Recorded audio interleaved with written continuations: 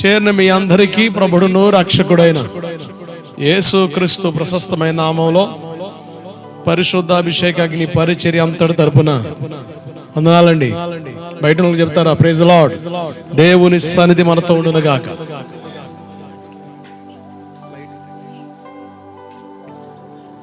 మీకు స్క్రీన్లో కనబడుతుంది అనుకుంటున్నాను.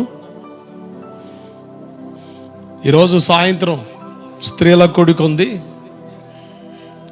ఈ స్త్రీల కూడికలో దేవుని చేతులు వాడబడుతున్న సేవకురాలు రత్నక్కర్ మన మధ్యకి వస్తారు. ఈ సహోదరి మన మధ్యకి ఆల్రెడీ వచ్చారు. ఈ రాత్రి స్త్రీల కూడికని ఏర్పాటు చేయడం జరుగుతుంది కనుక స్త్రీలందరికీ కూడా ప్రత్యేకమైన ఆహ్వానం. చక్కగా దేవుని వాక్యం త్వరపడి రండి. అంతేకాకుండా సమయాన్ని పాటిద్దాం.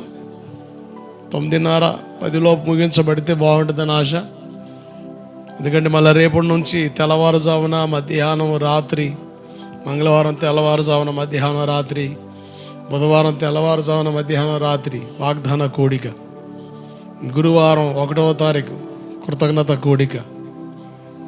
ఇలా రోజు సమకూడాలి. ఒక గురువారం సాయంత్రమే కాస్త మీకు రెస్ట్, నాకు దేవుని పని ఉంది ఇంకో చోట. మళ్ళా శుక్రవారం, శనివారం, ఆదివారం యథావిధిగా కొనసాగించబడాలి. కనుక సమయానుకూలంగా చక్కగా సమయాన్ని కేటాయించి ఈ సంవత్సరపు చివరి ఉపవాస ప్రార్థనలు దేవుడు మన కుటుంబాలని భద్రపరిచి ఆయన కృపలో నిలిపినందుకు ఉపవాస ప్రార్థనలో మనం ఉండడం వలన ఈ 3 దినాలు 28, 29, 30, 31 ఉపవాస ప్రార్థనలు ఉండడం వలన 2026 సంవత్సరంలో ఏ కీడు దాచబడ్డా మీరు చేసే ఈ 3 దినాల ఉపవాస ప్రార్థనలు మీకు దీవెనకరంగా ఉంటాయి. నమ్మితే గట్టిగా చపలు కొట్టి అల్లు చెబితే నీకు అర్థమైంది, నాకు అర్థమవుతుంది. దేవుడికి స్తోత్రం కలుగునగాక. హల్లెలూయా. కనుక నేనైతే ఈ ఉపవాస ప్రార్థనలు చాలా విలువగా ఎంచుతాను. 31వ తారీఖు మళ్ళీ వాగ్దానాలు తీసుకుంటాం కదా, అడ్డం బడి లాక్కొని పోతే ఎటకు కుదురుద్ది. ప్రార్థన పూర్వకంగా తీసుకుంటే ఆ వాక్యం మన జీవితంలో నెరవేర్చబడుద్ది. అలాగే బాప్తీసాలు తీసుకునే వాళ్ళు ఉంటే సిద్ధపడండి. 1వ తారీఖు పగలు, 31వ తారీఖు వాగ్దాన కూడికైన తెల్లవారుజామున కానీ పగలు కానీ బాప్తీస కార్యక్రమాలు ఉంటాయి. బాప్తీసాలు తీసుకునే వారికి విజ్ఞప్తి ఏంటంటే ఖచ్చితంగా ఉపవాస ప్రార్థనకు హాజరవడం మేలు. ఉపవాసం ఉండి ప్రార్థన చేయడం వల్ల మనం దీవెనకరంగా మారుతాం. ఆమేన్. నా మట్టుకు నేను యవన ప్రాయంలో, యవన దశలో బాప్తీసం తీసుకొని లోక ఆశలకి తావివ్వకుండా మంచిగా, నమ్మకంగా, నీతిగా, మంచిగా బ్రతకడానికి కారణం ఏంటంటే నా మటుకు నేనైతే బాప్తీసం తీసుకునే రోజున మీకైతే సేవకుడు అందుబాటులో ఉన్నాడు, నాకు ఆ రోజులో సేవకుడు అందుబాటులో లేడు. నేను వెళ్ళే సంఘ కాపరి మా పాస్టర్ గారు ఒకరోజు అనౌన్స్ చేశాడు, పలానా సేవకులు వస్తారు, బాప్తీసం ఇస్తారని. అవి కాస్త వర్షాలు సరిగ్గా పడని దినాలు, ఎక్కడ కూడా నీళ్లు దొరకలేదు. ఎక్కడ కూడా నీళ్లు దొరక్క బాప్తీసాలు ఇవ్వలేకపోయాడు ఆయన. ఆ 3 రోజులు ఉపవాసం ఉన్నాను. అంటే బాప్తీసాలు ఇవ్వడానికి వాగు కానీ, చెరువు కానీ చక్కగా అన్నీ ఎండిపోయి ఉన్నాయి. ఆ సేవకులు అన్నారు, మీకు ఎక్కడన్నా అవకాశం ఉంటే కాస్త తీసుకోవడానికి సిద్ధమవ్వండి, ఇబ్బంది ఏం లేదని. మరలా సభల్లో, కూడికల్లో దేవుని వాక్యం చెప్పడానికి దాసన్ గారు వస్తే, దాసన్ గారు వచ్చిన ఆ సమయాల్లో నేను బాప్తిజం తీసుకున్నాను. కనుక మీకు సేవకుడు అందుబాటులో ఉన్నాడు, నీళ్ళు అందుబాటులో ఉన్నాయి. దేవుని మందిరం ఒక్కటి మీరు 4 అడుగులు వేస్తే వచ్చి కూర్చొని చక్కని సదుపాయాన్ని, సౌలభ్యం దేవుడు ఇచ్చాడు. మీరు దూరాన కష్టపడి వెళ్ళాల్సిన పని లేదు. మీరు ధన్యులు కాదా? మరి ఆమెను చెప్తే బాగుంటుందేమో, ఏదో మరి కాదన్నట్టు చూస్తున్నారుగా. దేవుడికి స్తోత్రం కలుగునుగాక. హల్లెలూయా. అన్నం కడుపు నిండా దొరికినోడికి దాని విలువ తెలియదు. కానీ అన్నం దొరకకుండా అల్లాడుతాడు చూసారా, వాడికి పంచభక్ష పరిమాణాలు. దేవుని సమీపంగా ఉంటే దాని విలువ తెలియకపోవచ్చు, కానీ దొరకని రోజు మాత్రం గగ్గోలు పెట్టిన ఉపయోగం ఉండదు అన్నాను. దేవుడికి స్తోత్రం కలుగునగాక. కనుక సిద్ధమవ్వండి, చక్కగా ఉపవాస ప్రార్థనలో కొనసాగించబడదాం. చక్కగా ప్రార్థనలో బలపడి బాప్తిజాలు తీసుకుని మరి ముఖ్యంగా ఉపవాస ప్రార్థనలు ఉండడానికి ఇష్టపడండి, సిద్ధమవ్వండి. ప్రార్థనల నుండి దేవుని ఎదుర్కొని మీరు కార్యాలు చూస్తారు. ఆమెన్. వాక్యంలోనికి వెళ్దాం పిల్లారా. యెషయా పుస్తకం 6వ అధ్యాయం 2వ వచన భాగాన్ని చదువుదాం. ఆయనకు పైగా శరాపులు నిలిచి ఉన్నారు, ఒక్కొక్కరికి 6 రెక్కలున్నాయి. ప్రతివాడు 2 రెక్కలతో ముఖాన్ని 2 కాళ్ళను కప్పుకొనుచు 2 ఎగురుతా ఉండెను. జాగ్రత్తనండి. దేవదూతల జ్ఞానాన్ని గురించిన వివరాల్లో దేవదూతల గురించిన స్పష్టమైన విషయాలు మనం అధ్యయనం చేస్తూ ఉన్నాం. అసలు దేవదూతలు ఉన్నాయా, ఉంటే ఎలా ఉంటారు, వాటి సంగతి ఏంటి, ఇవన్నీ కూడా మనం లేఖన వెలుగులో నుంచి చాలా చక్కగా చాలా సుదీర్ఘంగా అధ్యయనం చేస్తూ ఉన్నాం. కనుక జాగ్రత్తగా మనసు పెట్టండి. 2023వ సంవత్సరం జనవరి 8వ తారీఖున ఈ దేవదూతల జ్ఞానాన్ని గురించి నా ప్రస్తావన తీసుకొని వచ్చాను. 2023, 2024, 2025 ఇది వారంతో ముగింపు. 2026కి వెళ్ళిపోతున్నాం. అంటే దాదాపు సుదీర్ఘంగా కొన్ని గంటల మీతో నేను మాట్లాడుతూ కొన్ని సంవత్సరాలు ఇదే అంశాని కోసం నేను మాట్లాడుతున్నాను. అంటే నాకు వాక్యం తెలియక ఇంకో విషయం అర్థం కాక కాదు, కానీ ఒక వాక్యంలోని ఎంత లోతుందో మీకు అర్థం అవ్వాలని. దేవుడికి స్తోత్రం కలుగునుగాక. ఏదేమైనప్పటికీ యెషయా పాస్టర్ గారికి ఒక చక్కని దర్శనం వస్తుంది. ఆ దర్శనంలో దేవుని దూతలు కనబడుతున్నారు. ఆ దూతలు విచిత్రంగా 2 రెక్కలు కలిగి ఉంటే ఇబ్బంది. మనకి క్రిస్మస్ నాటికల్లో గాబ్రియల్ దూత వేషం వేస్తే 2 రెక్కలు వేస్తారు దూత కనుక. కానీ ఇక్కడ 6 రెక్కలు కలిగి ఉన్నాయి. ఆశ్చర్యం ఏంటంటే 6 రెక్కలు కలిగి ఉన్నాయి అని చెప్పి అలా వదిలేస్తే దానికోసం ప్రస్తావన ఉండేది కాదేమో. ఇవో ఒక రకమైన దూతలేమని అలా వదిలేసేవాళ్ళం.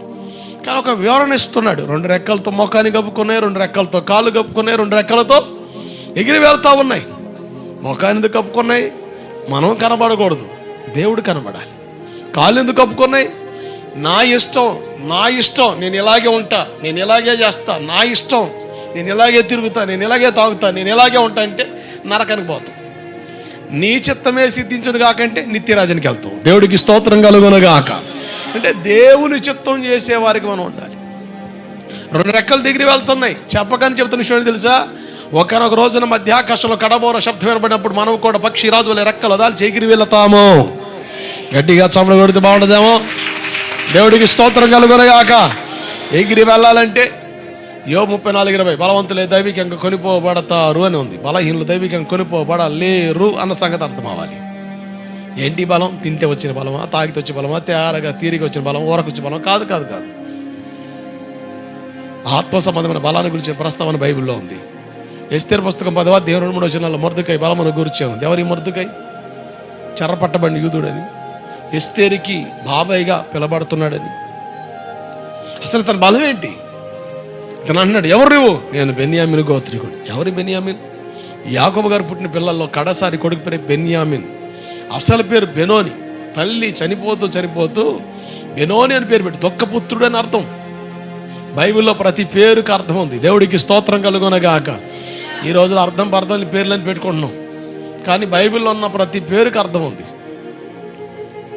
కానీ యాకోబు తండ్రి ప్రార్థన చేస్తాడు, అయ్యా వీడు ఎవ్వడికి దుఃఖం ఉండకూడదు, వీడే దుఃఖాన్ని కలిగించకూడదు, వీడు నీకు దుఃఖాన్ని కలిగించకూడదు, నాకు దుఃఖాన్ని కలిగించకూడదు. కనుక వీడు బెనోనిగా ఉంటే కుదరదయ్యా, ఇతను బెన్యామినుగా మార్చబడని ప్రార్థన చేశాడు. హల్లెలూయా.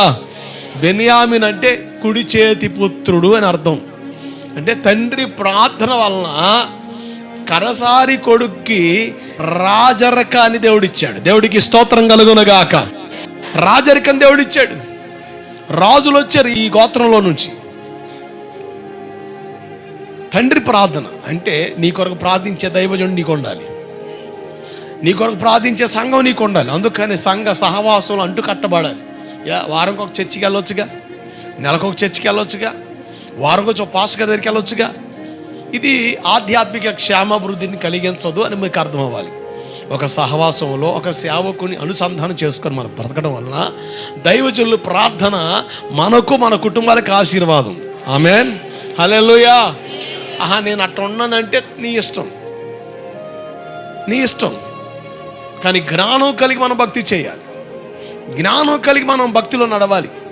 ఆధ్యాత్మిక స్పృహ కలిగి కట్టబడతా దేవుని చేత నడిపించబడే అనుభవాల్లోనికి రావాలి అంటే ఒక సంఘ కాపరిని, ఒక సంఘాన్ని కలిగి మనం బ్రతకాలి. అది సేవకులు పెట్టిన క్రమం కాదు, ఎవరో చెప్పిన పద్ధతి కాదు, దేవుడు పెట్టిన పద్ధతి. నువ్వు సంఘంలో లోతుగా వేరు తన్ని లోతుగా నాటబడ్డం వల్ల, నేను చాలాసార్లు అంటా, ఎవరిని పెకిలించలేరు, సైతాన్ గాడు పీకలేడు, నీకు నువ్వే పీక్కోలేవు. దేవుడికి స్తోత్రం కలుగునుగాక. అంత లోతుగా మిమ్మల్ని నాటునుగాక. ఆమేన్. రెండోదిగా మనం చూసాం ఎస్తేరు పుస్తకం 2వ అధ్యాయం 21-22 వచనాల్లో తను ద్వారపాలకుడిగా పనిచేస్తున్నాడు. ఈ ద్వారపాలకుడు పనిచేస్తున్న ఈ మొర్దుకై రాజు ప్రాణానికి హాని తలపెట్టే పరిస్థితులు ఉన్నాయని సమాచారం అందించాడు, నమ్మకత్వాన్ని కనపరిచాడు. ఇతని బలం ఏంటి? నమ్మకత్వం. ఈరోజు క్రైస్తవ్యంలో లోపిస్తుంది ఏం తెలుసా? నమ్మకత్వం.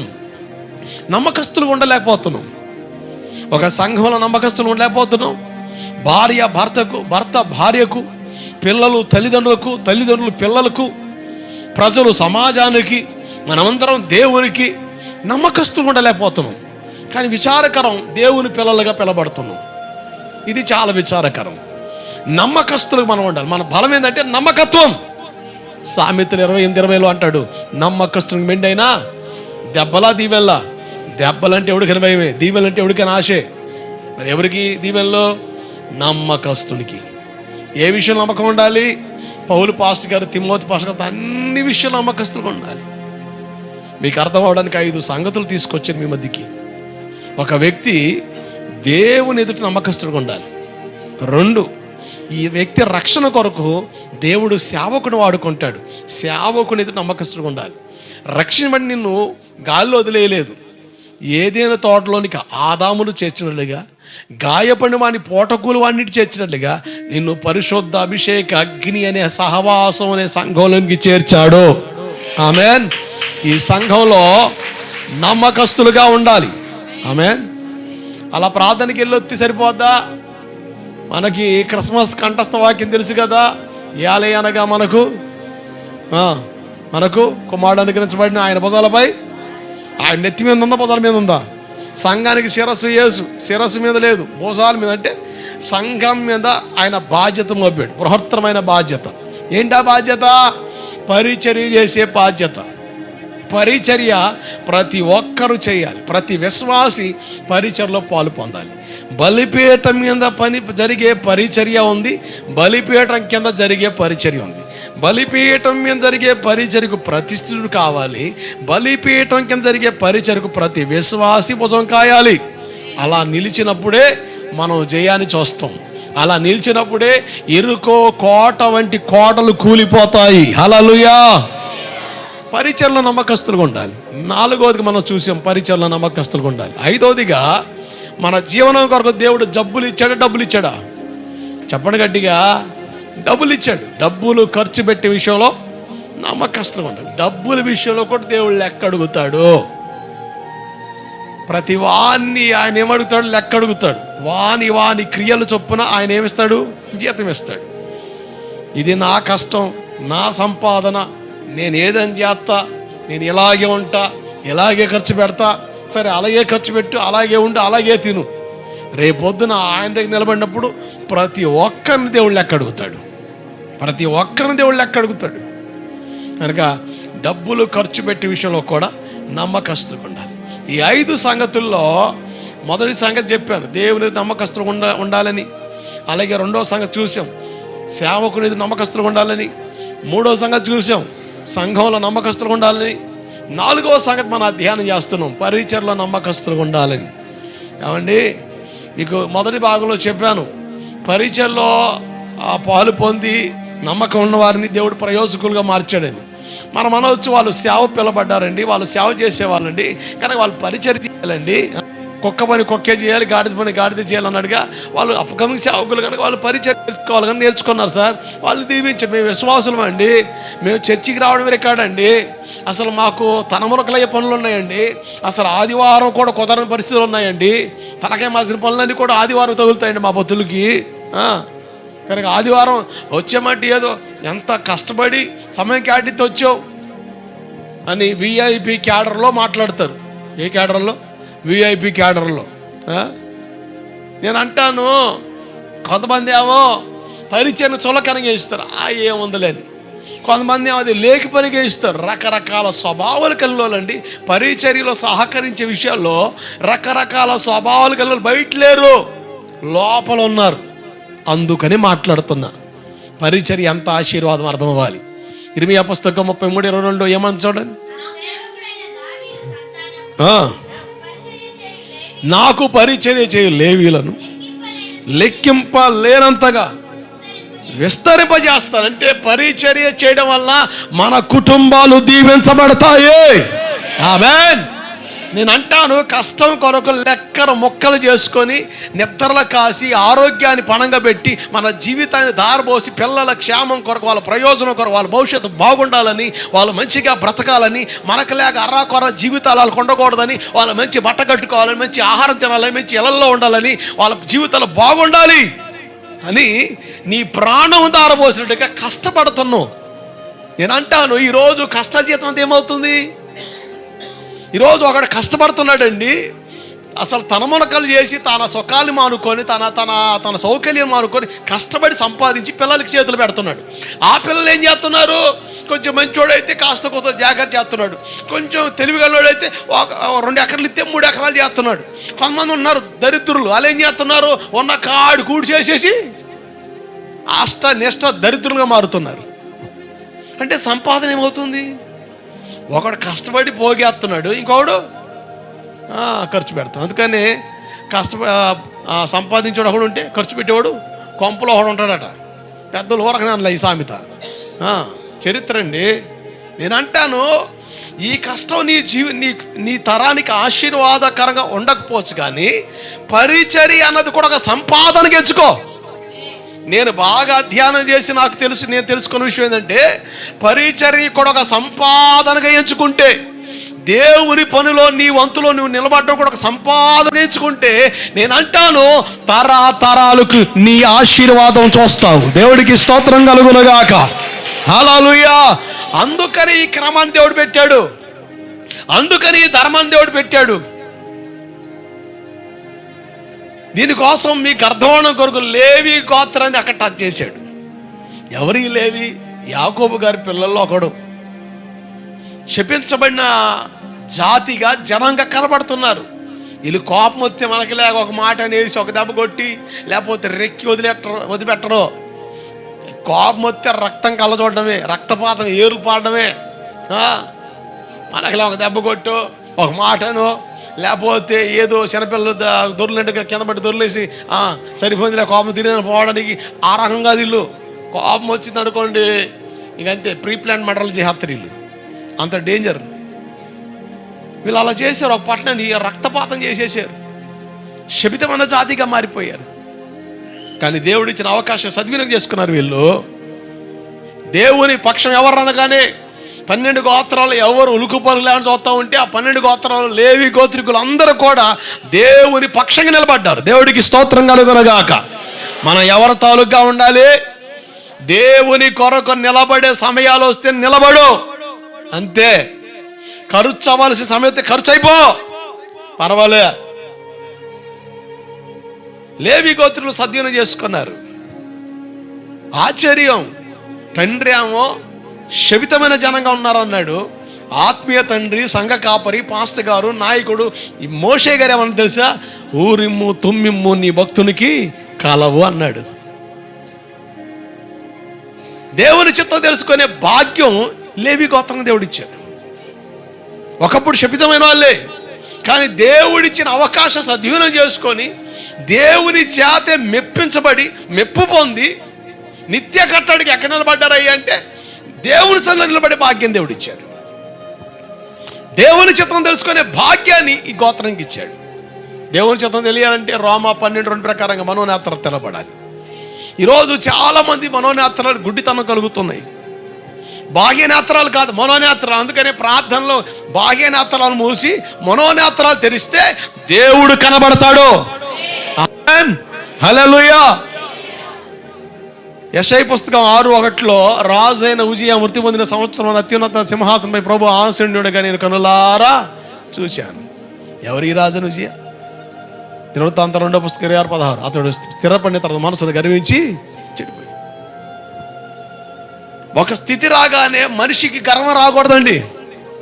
ఇక చాలు నేను సెటిల్ అయిపోయాను అన్నప్పుడు అసలు గర్వానికి తావివద్దు. గర్వం చాలా ప్రమాదం. దేని బట్టి గర్వించకండి.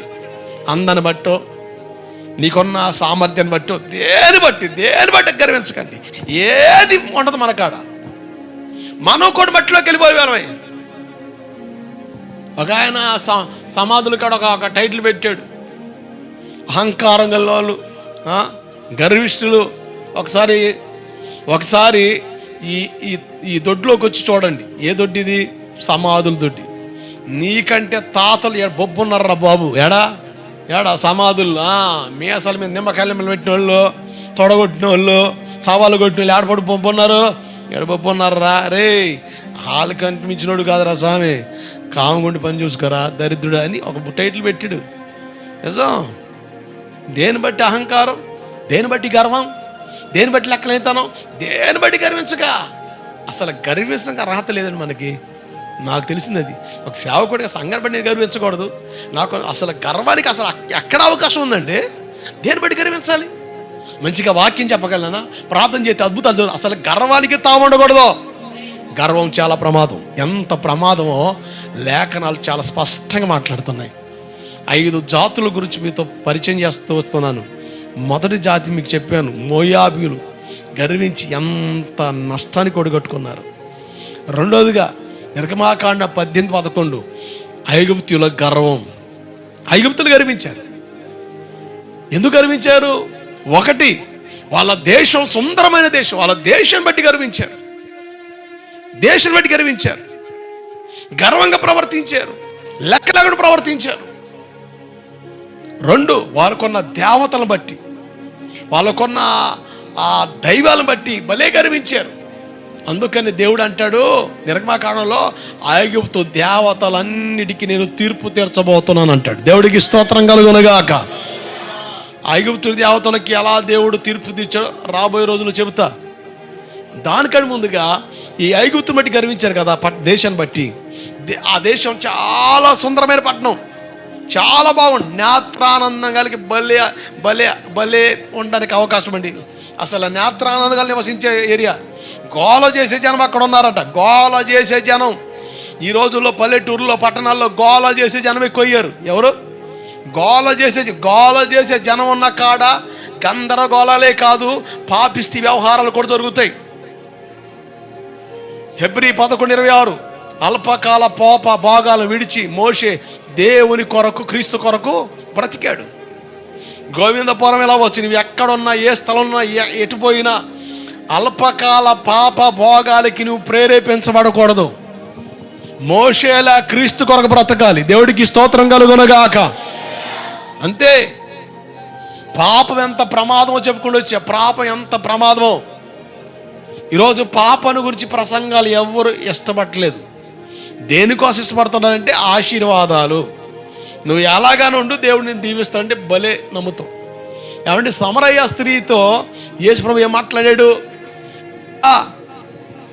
నేనిచ్చే నీళ్ళు తాగితే దప్పికొనం అంటున్నావు. అయ్యి బాబా, ఆశీర్వాదం నాకు ఇచ్చేసే, come on my lord, come on my Jesus, ఇచ్చేసే అని అడిగిందా? ఆయన అన్నాడా, ఇదిగో నేను చూస్తున్నాను నీ ఇంటి పక్కనే ఏంటి నీళ్ళ ఒకట కనబడుతుంది, బోరేసుకో అన్నాడా? బావి తవ్వుకు అన్నాడా? నీకు ఇక తిరుగులేదు, ఇక సూపర్ అన్నాడా? ఏమన్నాడు? వెళ్ళి నీ పెనిమిటి తీసుకురా అంటే ఆమె ఉంది, నాకు ఇంకా పెళ్లి కానని మాట్లాడింది. ఆయన అంటాడు, వాస్తవే 5గురిని మార్చావు, ఇప్పుడు 6వ వాడు అన్నాడు. వాడుకుని నీ ఓడు కాదు, నువ్వు ఒప్పు వాస్తవం అన్నాడు. అనగానే ఆమె ఉంది, ఏటి మళ్ళీ చెప్పు 5గురు మార్చి 6వ వాడుతున్నానా? అసలు ఎట్ట మాట్లాడుతూ నువ్వు మనిషివా ఏమో అసలు? ఏందయ్యా నువ్వు పాస్టర్వా? అబ్బో బాగా వచ్చావా నువ్వు? అసలు ఎవడు ఇట్ట మాట్లాడతాడా? ఎవడు ఇట్ట మాట్లాడతాడా? ఏంది మాటలో? ఏం కావాలి నీకు? నువ్వు ఎట్టా ఉన్నా దీవించాలి దేవుడు. నువ్వు ఎట్టా ఉన్నావు కూడా నీకు నీ పిండి పిసికే తొట్టి దీవెనలోకి రావాలా. ఇవన్నీ పిచ్చి ఆలోచనలండి. ఆయన ఏమన్నాడు? నీ పెనిమిటి తీసుకురా అంటాడు. ఆమె ఏమంది? లేడు అంది. ఆయన మన వాస్తవం ఒప్పుకున్నావు కానీ 5 మార్చావు, 6వ వాడు ఉన్నాడు. కానీ అతను నీ వాడు కాడు అనగానేమంది ఆమె?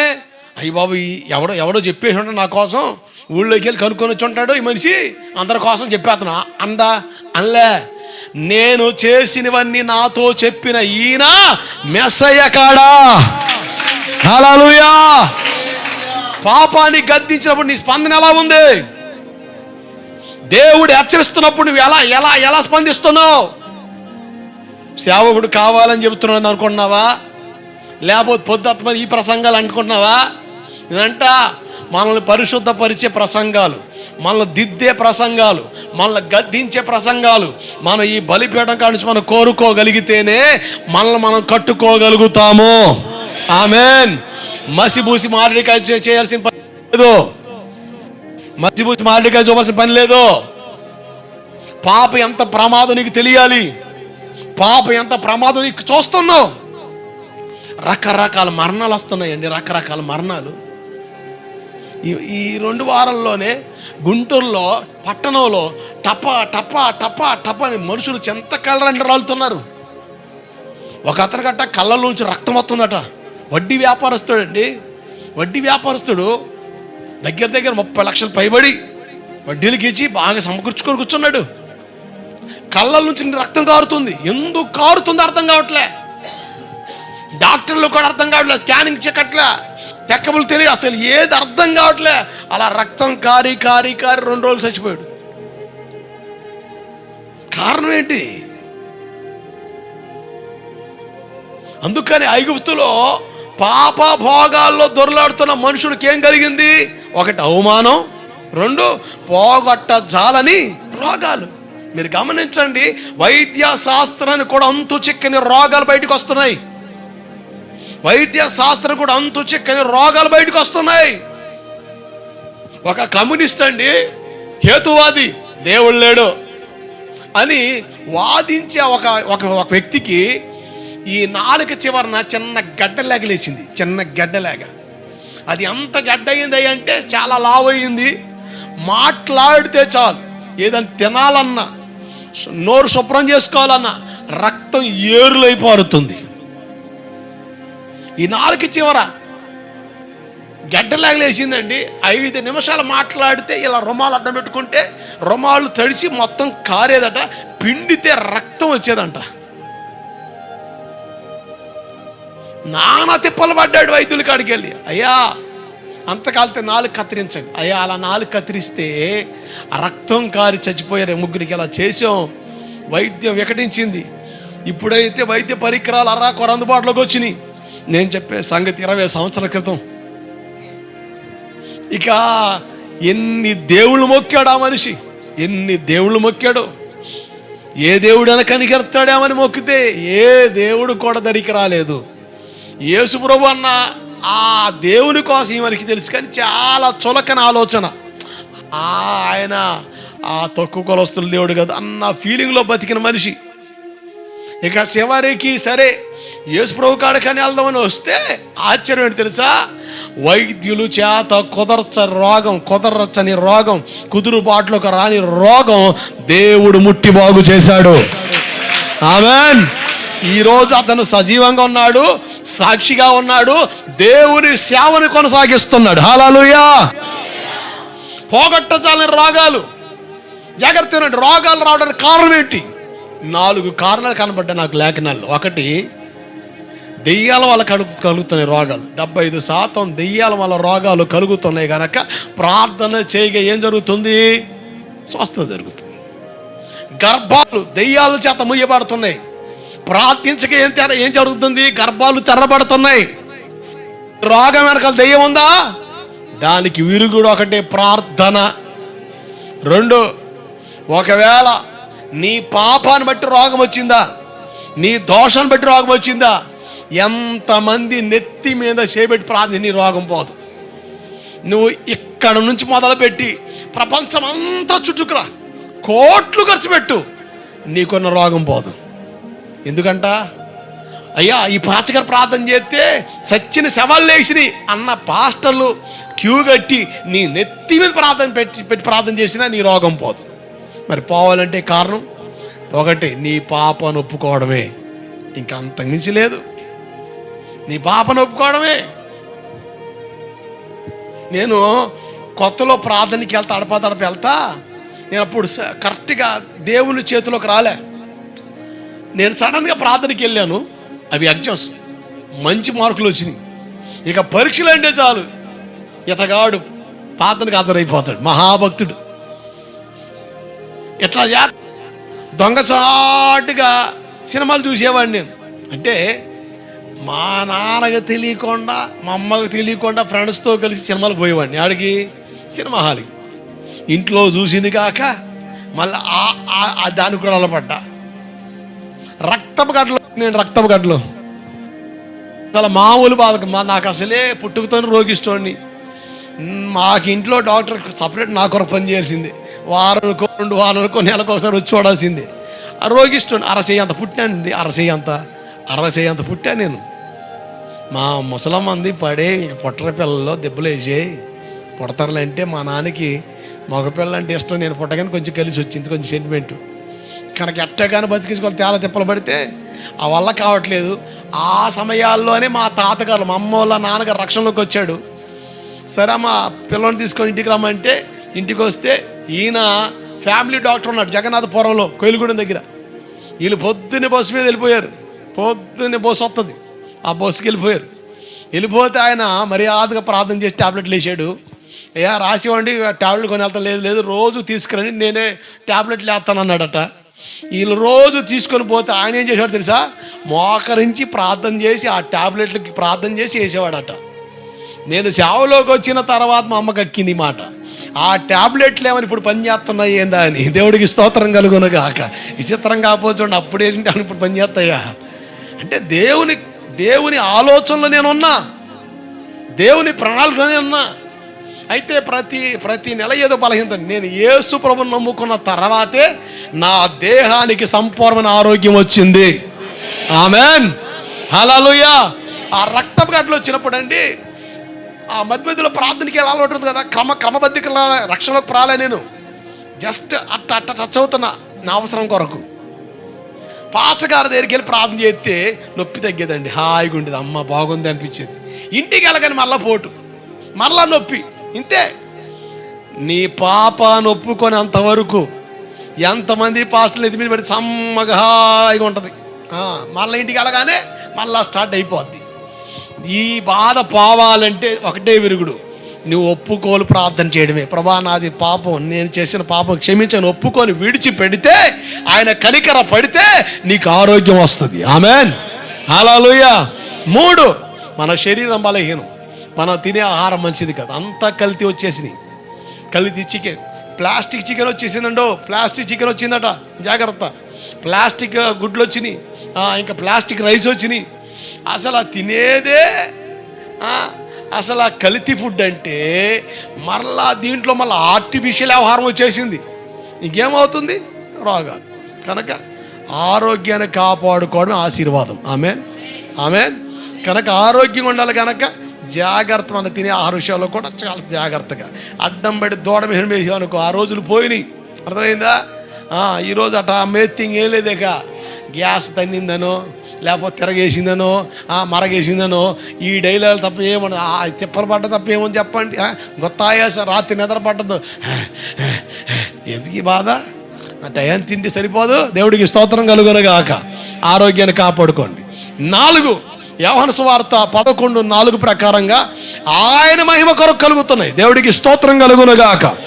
దేవుని మహిమ కొరకు వ్యాధులు వస్తాయి, దేవుని మహిమ కొరకు రోగాలు వస్తాయి, సమస్యలు వస్తాయి. ఆయన మహిమ కొరకు వచ్చిన ప్రతి రోగం, ప్రతి బాధ, ప్రతి సమస్య ఆయనే కలగజేసుకొని సమస్తాన్ని మార్చగలడు. ఆమేన్. హల్లెలూయా. నీ వ్యాధి దేవుని మహిమ కొరక భరించు, సహించు, ఓర్చుకో, నిలబడు. ఆయన ఒక్కనొక దినాన ప్రత్యక్షమై మేలు చేసి మహిమకరంగా నీ పరిస్థితులన్నీ మార్చేస్తాడు. మహిమను గురించిన ప్రత్యక్షత మనకు ఉండాలని, మహిమను గురించిన జ్ఞానం ఉండాలని, ఆ మహిమలో వస్తున్న యేసు కొరకు ఎదురు చూపు ఆశ ఉండాలని, ఇలా చాలా సంగతులు మాట్లాడుతూ కొన్ని ప్రాముఖ్యమైన ప్రత్యక్షతలు మీ ఎదురు తీసుకొని వచ్చాను. వాటిలో ఒకటి భాగంగా చూస్తున్నాం. యెహెజ్కేలు పుస్తకం 10వ అధ్యాయం 4వ వచనం త్వరగా చదవండి.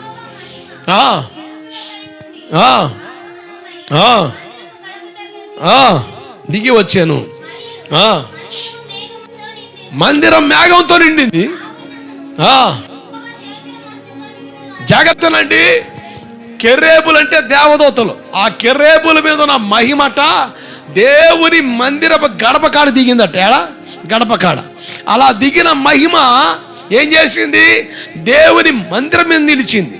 అలా నిలిచిన మహిమ దేవుని మందిరాన్ని నింపింది. గట్టిగా చప్పట్లు కొడుతూ స్తోత్రం చెబుదాం. హల్లెలూయా. అడుక్కుంటేనే కానీ బల్బులు వెలగట్లే. కాస్త కనెక్ట్ అవ్వండి. కనెక్ట్ అవ్వాలిగా, వాక్యానికి స్పందించవద్దా? ఒక్క మాట అంటే చాలు, అసలు మనిషికి వచ్చి కోపం. మరి దేవుని వాక్యం అలా స్పందించాలా? ఆమేనో స్తోత్రమనో హల్లెలూయానో చప్పట్లో కేకలు వేస్తే నీకు అర్థమైంది, నాకు అర్థం అవుద్ది. కనుక స్పందించండి, ఉలుగుపోలు లేకుండా ఉండకండి. దేవుడికి స్తోత్రం కలుగును గాక. జాగ్రత్తనండి, మహిమ దిగాలి, నిలవాలి, నింపాలి. దేవుని మందిరం మీద మహిమ దిగాలి, దిగిన మహిమ నిలవాలి, నిలిచిన మహిమ దేవుని మందిరంలోకి వచ్చిన ప్రజలందరూ కూడా నింపివేయాలి. హల్లెలూయా. ఇలా జరగాలి అంటే ఒక అద్భుతమైన ప్రకటన మీకు ఇచ్చా. కర్మేలు పర్వతం, కర్మేలు పర్వతం కాడ యెహోవా దేవుడా లేకపోతే బయలు దేవుడా అని తేల్చుకోవడం కొరకు ఇరు పక్షాల మనుషులు చేర్చబడ్డారు. బయలు దేవత ఆరాధికులు కొంతమంది చేరారు. దేవుని పేట ఏలియా ఆ కర్మేలు పర్వతానికి వచ్చాడు. వాళ్ళు తిప్పలు పడ్డారు, ఏమీ జరగలేదు. ఏలియా టైం వచ్చింది. ఏలియా చేసిన మొదటి పని ఏంటంటే పాడైపోయిన బలిపీఠని బాగు చేశాడు. ఆమేన్, హల్లెలూయా. ఒకటి, పాడైపోయిన జీవితాలు, హృదయాలు కట్టబడితే దేవుని మహిమ దిగుద్ది. ఆమేన్. నీ హృదయం మాడడం దేవునికి మహిమ, నీ జీవితం మాడడం దేవునికి మహిమ, నీకున్న వ్యసనాలు మానుకొని దేవుని వైపు తిరగడం దేవునికి మహిమ. హల్లెలూయా. మహిమ దిగుద్ది. నీ హృదయం బాగవ్వాలి, నీ మనసు బాగవ్వాలి, నీ ఆలోచన మారాలి, నీ తీరు మారాలి, నీ సహవాసాలు మారాలి, నీ ప్రవర్తన మారాలి, నీ వైఖరి మారాలి. అప్పుడు దేవుని మహిమ దిగి వస్తడం ప్రారంభిస్తుంది. ఆమేన్. రెండవదిగా 12 గోత్రాలు చొప్పున 12 రాళ్ళు పేర్చాడు అక్కడ బలిపీఠం కట్టడానికి. అంటే 12 రాళ్ళు పునాదికి గుర్తుగా ఉంది. ఆమేన్, హల్లెలూయా. మరలా చెబుతున్నాను, ఎందుకంటే 1వ తారీఖు బాప్తిస కార్యక్రమాలు ఉన్నాయి కనుక. ఈరోజు చాలా మంది బాప్తిస ఎలా తీసుకుంటున్నారు? ఏమంటే మా అబ్బాయికి మగపిల్లోడు పుట్టాడండి, నేను బాప్తిజం తీసుకుందాం అనుకున్నానండి, కనుక ముంచేయండి. ఏమండో ఏదో కొంచెం ఆరోగ్యం తేడాగా ఉంది, బకెట్ తగ్గట్టున్నా లేని పోనుకోవాలా, మా ఆడోళ్ళు ఏడుతుంది. ఏంది అయ్యా, చర్చికి రా అయ్యా, బాప్టిజం తీసుకయ్యా, అయ్యా నన్ను ముంచయ్యా, అయ్యా మా బర్రె ఈనింది, బర్రె ఇంతే బాప్టిజం ఇచ్చే రక్తమే చేయం. ఏందయ్యా అట్ట నువ్వు ఇవ్వకపోతే లోకం కొట్టిపోయిందా? ఎంతమంది పాటలు లేరు, మోసమంది ముంచేస్తారు. ఇది పునాది కాదు. బాప్తిసం దేని తీసుకోవాలి? పాప క్షమాపణ నిమిత్తం. నేను పాపినని గుర్తించాను, ఆయన రక్షకుడని ఎరిగాను కనుక నీ యొద్దకు చేరాను. నా పాపాలు క్షమించబడాలి. నన్ను ఏలిన ఏ పాపం నాలో ఉండకూడదు. నాకు పరిపూర్ణ క్షమాపణ కలగాలని నేను ఆశపడుతున్నాను. వాళ్ళు ఏం చేయాలి తెలుసా? మత్తయి సువార్త 3వ అధ్యాయంలో 5, 6, 7 వచనాల్లో వారు తమ పాపములను ఒప్పుకొనుచు, చదవండి అన్నమాట త్వరగా.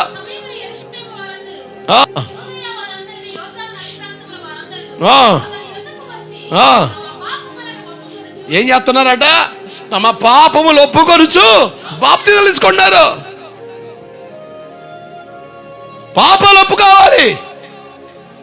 నిన్ను ఏలిన ప్రతి పాపం దేవుని కాడ ఒప్పుకొని పశ్చాత్తాపడి కన్నీరు కార్చి మొరపెట్టి, అయ్యా ఈ పాపం నన్ను ఏలగొడదయ్యా, ఈ పాపం నన్ను వేధిస్తుందయ్యా, దీని నుంచి నేను బయటికి రావాలని ఏడ్చి మొరపెట్టి కన్నీరు కార్చి గోజాడి దేవుని కాడ ఆర్తనాదం చేసి ఒప్పుకొని దేవుని కాడ క్షమాపణ పొంది బాప్తిజం తీసుకుంటే నిన్ను ఏలుబడి చేసే కొన్ని పాపాలు నిన్ను విడిచి వెళ్ళిపోతాయి. ఫరో సైన్యం ఎర్ర సముద్రంలో మునిగిపోయినట్లుగా కొన్ని పాపాలు నిన్ను విడిచి వెళ్ళిపోతాయి. హల్లెలూయా. కనుక ఏం చేయాలి? పాపాలు ఒప్పుకోవాలి. మీరు ఎందుకు సరైన భక్తి చేయలేకపోతున్నారు? మీరు ఎందుకు భక్తి నిలబడలేకపోతున్నారు? నేను చెప్పంటారా? మీరు చాలా మంది అడ్డం పడి తీసుకున్నారు.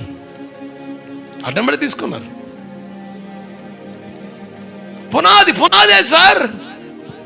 పునాది లేకుండా స్లాబ్ అయితే ఏమవుతుంది చెప్పండి? గాలి వస్తే ఊడి నెత్తి మీద పడుద్ది. పునాది గట్టిగా ఉండాలి కదా. పునాదులోనికి రా, వాక్యమైన పునాదులోకి రా. ఇలా రకరకాల భిన్నాభిప్రాయాలు, రకరకాల విధానాలు ఉన్నాయి. పునాది కోసం మాట్లాడే చాలా విషయాలు ఉన్నాయి. క్రైస్తవ్యంలో చాలా మటుకు పాడైపోయింది. పునాదులు పాడవగా నీతిమంతులు ఏమి చేయగలరు? What we can do. ఏం చేయగలమండి? మీకు అర్థం అవడం, మన క్రిస్మస్ జరిగింది కదా, మన పిల్లలతో నేను అంతకుముందు చేయించేవాడిని, ఇప్పుడు చేయించలేదు. ఎందుకంటే అసలు దాంట్లో క్షేమాభివృద్ధి లేదు, దానివల్ల ఏ ఉపయోగం లేదు, కుదిరే పనులేమీ లేవు, తలకేపోటు తిప్పలు తప్ప, నిద్రకాల కాయన తప్ప. ఈరోజు ఇక దూడ బ్యాచ్ మొత్తం తయారు చేసి 1 గంట 2-3 గంటల వరకు ఎగురుతున్నారు, తందలు ఆడుతున్నారు. ఏంటట? కిస్మిస్. వాక్యం ఉందా? ప్రార్థన ఉందా? ఆరాధన ఉందా? ఏమీ లేదు. ఇప్పుడు అయ్యనొద్దు అనుకోండి, ఏం పాస్టర్ గారు వాళ్ళు చేయట్లేదా? ఎవరు? అది పెద్ద పాస్టర్ గారు చేయట్లేదా? ఎంతమంది వస్తానో చెప్పు, నీ కాడ ఎంతమంది చెప్పు.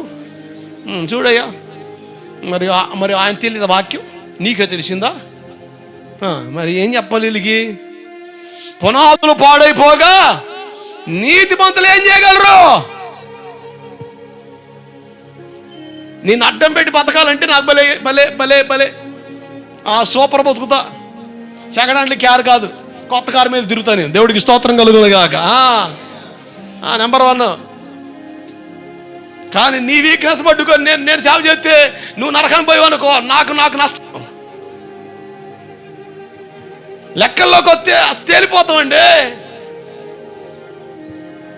క్రమబద్ధీకరణలోకి రాగలుగుతున్నామా? సంఘాల్లో క్రమం ఉందా?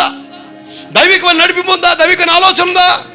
పరిశుద్ధాత్మ నింపుదల కోసం బైబిల్ చెబుతుంది. ఈరోజు పరిశుద్ధాత్మ నమ్మో, పరిశుద్ధాత్మ గోల చేస్తారు కదండి, చప్పలు కొడతారు కదండి, ఎగురుతారు కదండి. అబ్బో అది వద్దండి బాబు, అది ఏదనుంటే ఇప్పుడు చూద్దాంలే. అదట కంప్లీట్ వెర్షన్స్ మారిపోతున్నాయి.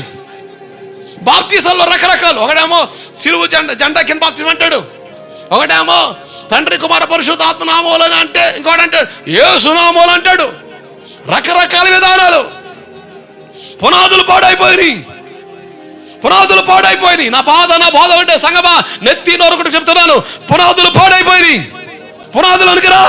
వాక్యమైన పునాదులోకి వస్తే, కట్టబడితే, నువ్వు చెక్కబడితే, నువ్వు ఏ రాయిలో నువ్వు చెక్కబడ్డావో ఆ రాయి మీదకి రాగలిగితే, ఆ బండ మీదకి రాగలిగితే, ఇది గాలి వచ్చిన, వాన వచ్చిన, వరద వచ్చిన ఆ ఇల్లు కూలదు. దేవుడికి స్తోత్రం కలుగునగాక. ఇసుక మీద వేసుకోవద్దు, బండ మీదకి రా.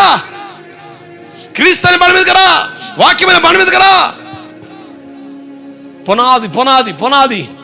పునాదులు పాడైపోయి సంఘాల్లో రకరకాల విధానాలు వచ్చేసినాయి అండి. గందరగోళం. వాక్యాన్ని పక్కన పెట్టేసాం, మా ఆలోచనని కూడా సంఘాలు నింపేశాం. అందుకనే ఎలా అయిపోయాయి అంటే, మత్తయి సువార్త 10:7-8-9 అంటాడు, ఇదిగో మనుషులు కల్పించు ఆ పద్ధతులు దైవోపదేశం ఇచ్చి నన్ను ఎలా ఆరాధిస్తున్నారు? వీళ్ళు వ్యర్థంగా ఆరాధిస్తున్నారు. పునాదు లేదు, పునాదులు పాడైపోయినాయండి. పునాదులు పాడవగా నీతిమంతులు ఏమి చేయగలరు? నెత్తి నోరు కట్టుకున్నా కూడా అబ్బే ఇది కాదు, అదే బాగుంది. నీ కంటికి ఆకర్షణగా ఉన్నది, నీ మనసుకు నచ్చిందే అదే మంచి అనుకుంటే నష్టపోతావు. నీ కంటికి ఆకర్షణీయం కనబడింది, నీ మనసుకు నచ్చింది దేవుని చిత్తం కాదు. వాక్యాన్ని బట్టి నువ్వు ఆలోచన చేయి, వాక్యాన్ని బట్టి అంగీకరించు, దేవుని చిత్తం నీకు అర్థమవుద్ది. ఆమేన్. హల్లెలూయా. ఇంకొక సంగతి చూడండి, అదే మొదటి రాజుల పుస్తకం 18వ అధ్యాయం 32. మొదటి రాజులు 18:32. ఆ రాళ్ళ చేత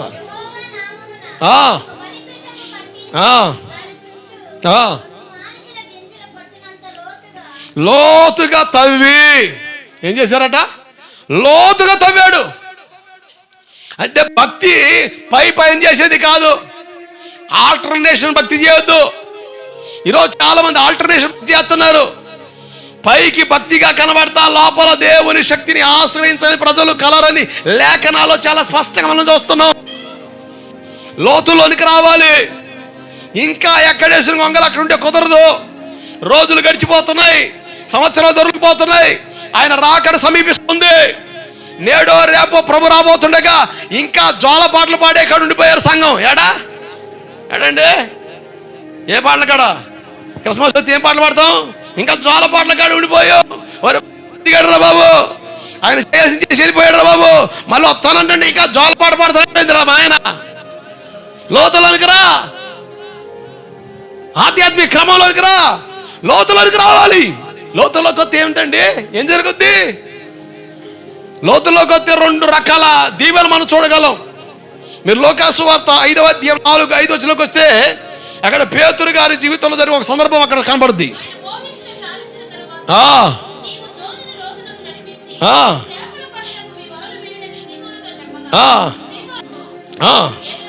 వెళ్ళినవాడా, రాత్రి అంతా ప్రయాసపడ్డాం, మాకేమీ దొరకలేదు. అయినను నీ మాట చొప్పున వలవేతుడని వారలాగు చేసి విస్తారమైన చేపలు పట్టారు. గట్టిగా చపలు కొడుతూ స్తోత్రం చెబుదాం. హల్లెలూయా. వీళ్ళెవరో పుట్టుకతో జాలర్లు, వీళ్ళ తాత జాలరి, వాళ్ళ మొత్తం జాలరి, అంటే ఫ్యామిలీ బ్యాక్గ్రౌండ్ మొత్తం జాలర్లే. ఒక ఏరియాని చూస్తే అక్కడ చేపలు ఉన్నాయో చెప్పేస్తారు వాళ్ళు. అక్కడ వాటిని బట్టి ఏ రకమైన చేప ఆడుందో చెప్పేస్తారు. దాన్ని ఎట్టబట్టలో కూడా తెలుసు. అంత సీనియర్ వాళ్ళు, చేపల బట్టలో సీనియారిటీకి వెళ్ళిన వాళ్ళండి. ఒకనొక రాత్రి పేతురు కూడా ప్రభుని విడిచి మరలా జాలరులతో కలిసి మరల వేటకొచ్చాడు. జాగ్రత్త, నేను చాలాసార్లు చెప్పి మరొకసారి జ్ఞాపకం చేస్తా పేతురు గారి గురించి. మీరు ఒక రోజున దోణుల్లో వల్ల కడుకుంటుంటే ఆ సముద్ర తీరం నడుచుకుంటా కొంతమంది పిలిచాడు.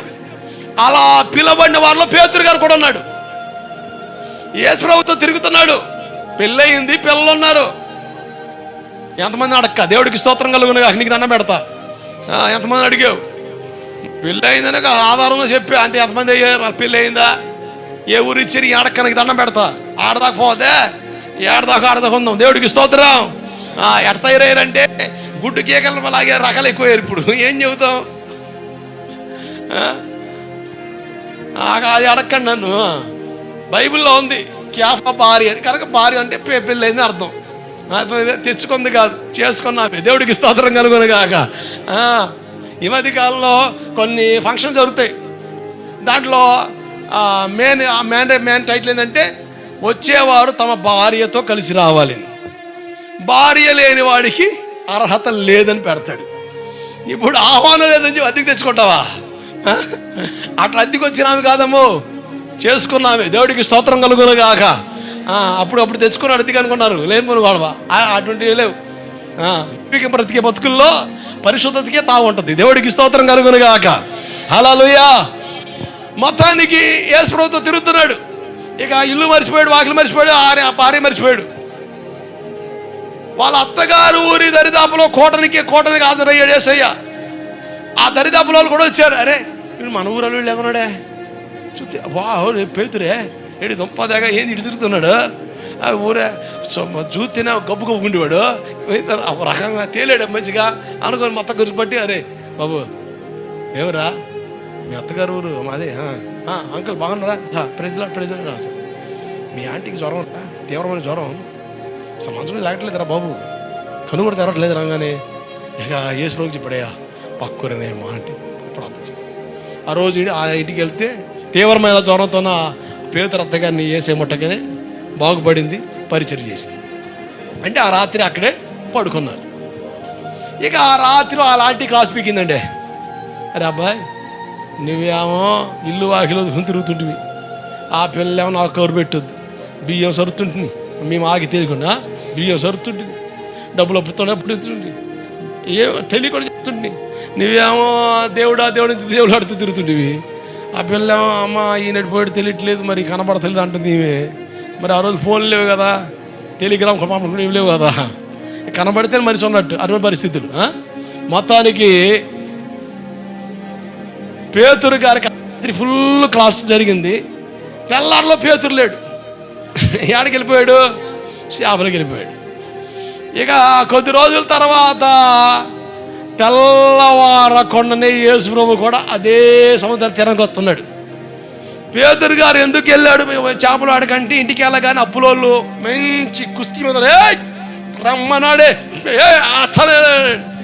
ఇక మా వాడికి అసలే ఉక్రోసం ఎక్కువ, మాట పడ్డో మడిమే అనకండి, దేవుడికి స్తోత్రం కలుగునుగాక. ఇక మాట తప్పడో, ఈరోజు రాత్రి చేపలు ఆడికి వెళ్తున్నాం, తెల్లారితే ఎంతో మొఖం మీద పడదు, మరీ అది మాట పోడరా అన్నాడు.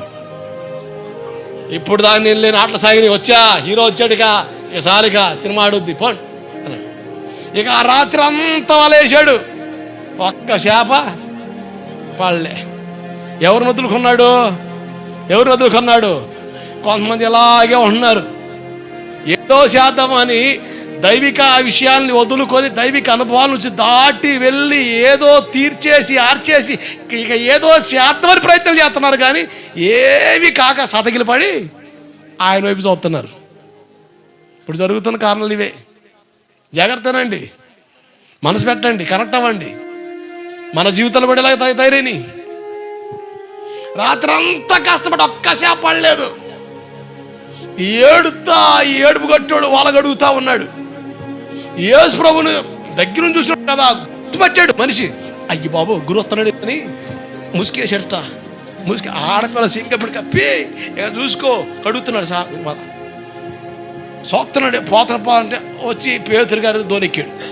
ఒడి దొంప దగ్గర నా దోనెక్కాడు ఏంది, సరే ఎక్కితే ఎక్కిళ్ళే, కనపడకూడదని బాగా కప్పేసుకుని కూర్చున్నాడు.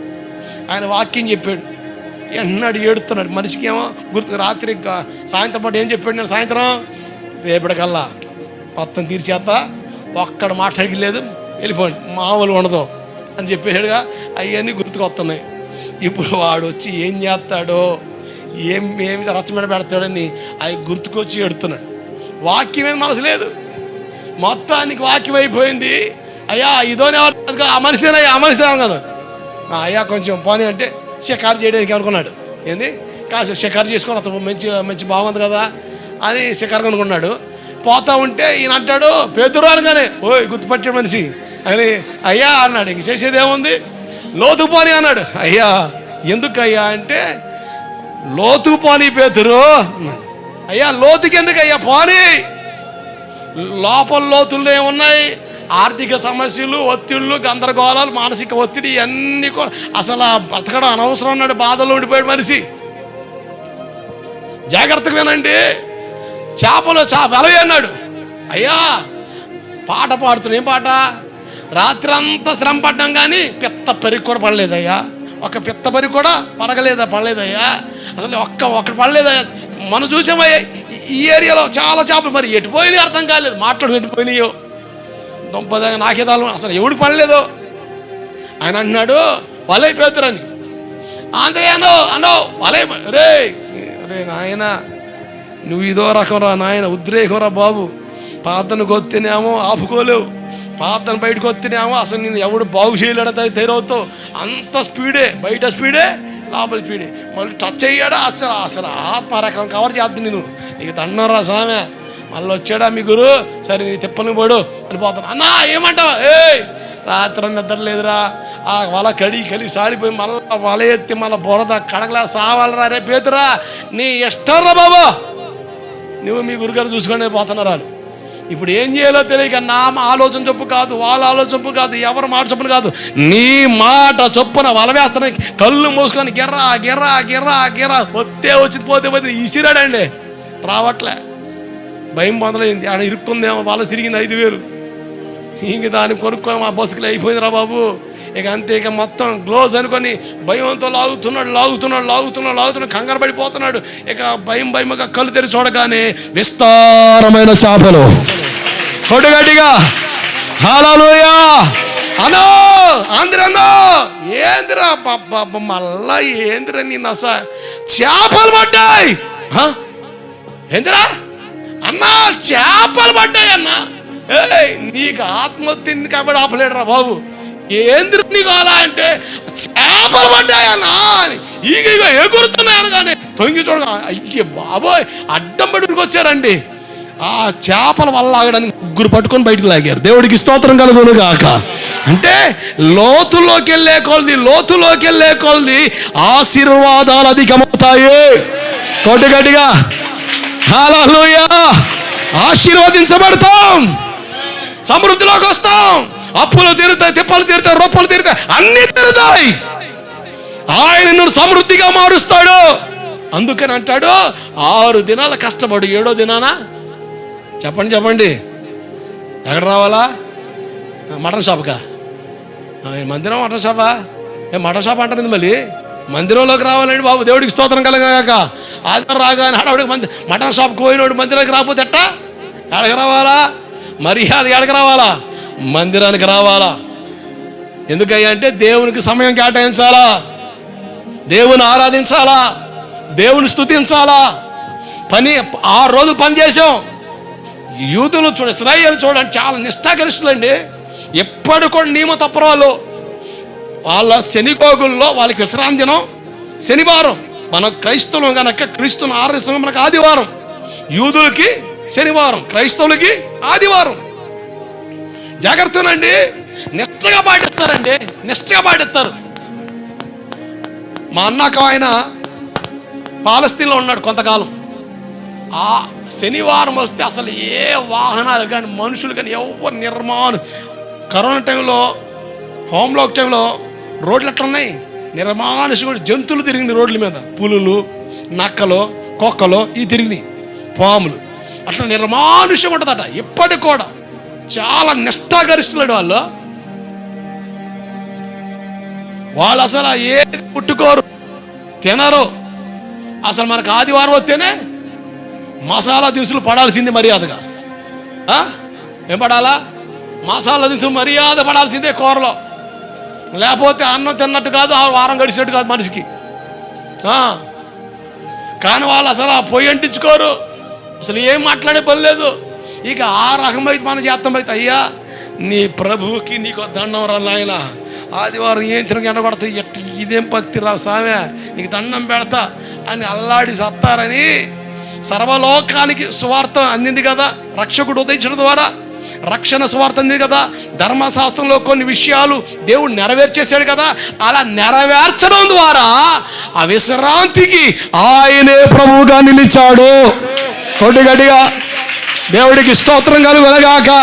కృపాకాలం, కనికర పడుతున్నాం, కనికరాన్ని పొందుకుంటున్నాం. కానీ కమ్మ వండుకొని ఆదివారం కూడా తిని దొర్లుతున్నాం. కానీ ఆదివారం ఖచ్చితంగా మర్యాదగా, బుద్ధిగా, పెందలుగా నడకొచ్చేయాలి. మీరు ధన్యులండి. చూసారు ఎవరు ఆమె చెప్పలే? దేనికాయ బాబు తెల్లారుజాము తెచ్చి కాడ కూర్చోబెడితే శైలికి అల్లాడి చేస్తుంటే నీ దొంపదేగా దొరక మా మొక్కలు నువ్వు దొరికేవారు అయ్యా. అసలు ఏందో మరి, అసలు చెరసాల కంటే దూరం పెడుతుంది కదరా. నేనంటాను ఉదయాన్నే దేవుని సన్నిధికి రావడం నిజం. ఈ మనం ఉత్తమండి. ఉదయాన్నే దేవుని దగ్గర ఎంత ఆశీర్వాదం, పెందల కాడ అసలు ఏ ఆలోచన ఉండదండి. మనస్ఫూర్తిగా దేవుని కాడ వచ్చి దేవుని మాటలేను. నీకు అప్పులోడు కూడా ఇంత అర్థంగా ఫోన్ చేసేది, అవునా కదా? ఆడు కూడా సరిపడుతుందా ఏంది? ఆడు నిద్రపోడా ఏంది? ఆడు బెస్ట్ చేసుకోవద్దా? కాలకొద్ది ఎంతవుద్ది కదా. ఆ టైం నువ్వు కమ్మకి చర్చి నుంచి ఇంటికి వెళ్ళిపోతావు. దేవుడికి స్తోత్రం కలుగునగాక. మర్యాదగా తెలుసుకుంటావు. అంతలో ఏ మాటలు వచ్చేస్తాయి? దేవుని మాటలు మనసులోకి వస్తాయి కదా. కొంచెం ధైర్యం వస్తుంది కదా, కొంచెం డీలా పోయి కొంచెం డేర్ వస్తుంది కదా. ఈ మాట్లాడి దొరుకుతాయి, దేవుని కాడి దొరుకుతాయి. కనుక దేవుని సంతికి రావాలి, లోతుగా నడిపించబడాలి. లోతైన అనుభవాలు మనం కాపాడుకోవాలి. ప్రియుడా, నువ్వు ఆత్మలో వర్ధిల్లుచున్న కొలది అన్ని విషయాల్లో సుఖముగా, సౌఖ్యంగా ఉండాలన్నదే నా ప్రార్థన. దేవుడికి స్తోత్రం కలుగునుగాక. అద్భుతం అండి. ఒక ఆయన అయితే ఆదివారం వచ్చిందని అసలు పెట్రోల్ బంక్ ఓనర్ అండి, మీకు స్క్రీన్లో చూపిస్తా చూడండి. పెట్రోల్ బంక్ ఓనర్ అండి. అసలు ఆదివారం ఏం బోర్డు పెట్టాడు చూడండి, కనబడుతుందా? ఏం పెట్టాడు? పెట్రోల్ బంక్ యజమాని దేవుని మహిమపరుస్తున్న విధానం మీది ఏంది? ఆదివారం ప్రభుదినం కాబట్టి మూసేసాం, క్షమించండి. అరే దుంపదేక ఆదివారం కదరా, ఫంక్షన్లు పోయి జనం ఎక్కువయ్యేది, టూర్లకు పోయేది జనం ఆదివారమేగా. ఈడు దుంపదేక ఆదివారం మూసేయండి. ఈడు మైడు తక్కువడు, ఈడేం బాగుపడతాడు. మనం ఏంటి ఈడేం బాగుపడతాడు? కలెక్షన్ వచ్చేది తిన రోజే మూసేసుకుంటే ఇంకేం వస్తుంది నీకు? కలెక్షన్ కాదు, అక్కడ సెలక్షన్ ఉంటుంది. దేవుడికి స్తోత్రం కలుగునుగాక. కలెక్షన్ కాదమ్మా, సెలక్షన్లోకి రా. అర్థమైందా? సెలెక్ట్ అవ్వు దేవుని దృష్టిలో, దేవుని కంటిలో పడు, దేవుని ఆలోచనలో పడు. నీకున్న ఒక్క రూపాయిని సమృద్ధిగా మార్చకపోతే అడుగు. దేవుడికి స్తోత్రం కలుగునుగాక. హల్లెలూయా. లోతులోనికి రావాలి. లోతైన ఆధ్యాత్మిక స్పృహ కలిగి మనం బ్రతికితే ఏమొస్తాయి? దేవుని ఆశీర్వాదాలు వస్తాయండి. అందుకనే సామెతలు 10:22 ఏముంది?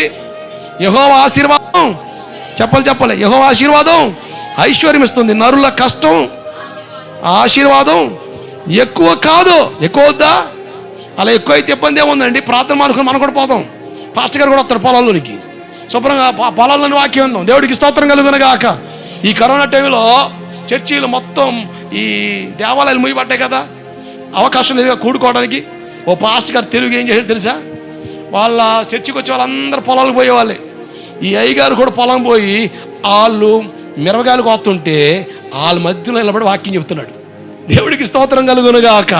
హల్లెలూయా. స్వామికార స్వకార్యం రెండు జరిగిపోయింది. దేవుడికి స్తోత్రం కలుగునుగాక. ఏం చేద్దాం?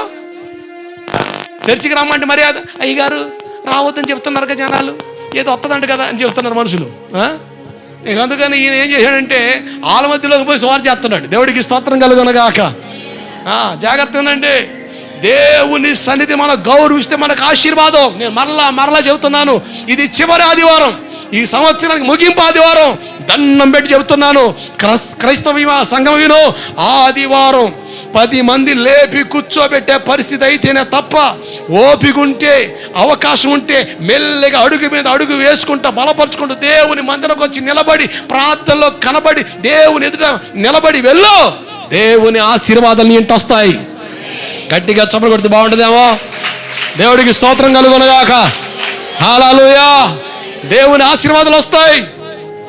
దేవుని దేవుడు మేలు చేస్తాడు. ఇది చివరి ఆదివారం. 2026 సంవత్సరంలోనైనా ప్రతి ఆదివారం నమ్మకంగా వస్తానయ్యా. ఏ ఒక్క ఆదివారం నేను ఆగపెట్టను, ఏ ఒక్క ఆదివారం నేను ఆబ్సెంట్ అవ్వను. నేను ఖచ్చితంగా వస్తాను. నువ్వు ఆరోగ్యం ఇచ్చావు, నన్ను బ్రతికించావు, నాకు ప్రాణం ఇచ్చావు, నాకు జీవనం ఇచ్చావు. 6, 100 అయినా 100, 150 అయినా ఏ స్థితిలో ఉన్నా నేను నీ సన్నిధిలో ఉంటాను అన్న తీర్మానం నీ హృదయాన్ని బలపరచునుగాక, నీ ఆలోచన స్థిరపరచునుగాక, ఆయన కృపకు దగ్గరగా నిన్ను మార్చునుగాక. ఆమేన్. ఆశీర్వాదానికి వారసులుగా మారుతాం. కారణం చూడండి, హెస్కేల్ పుస్తకం 47వ అధ్యాయం, హెస్కేల్ పుస్తకం 47వ అధ్యాయం 3, 4, 5 వచనాలు.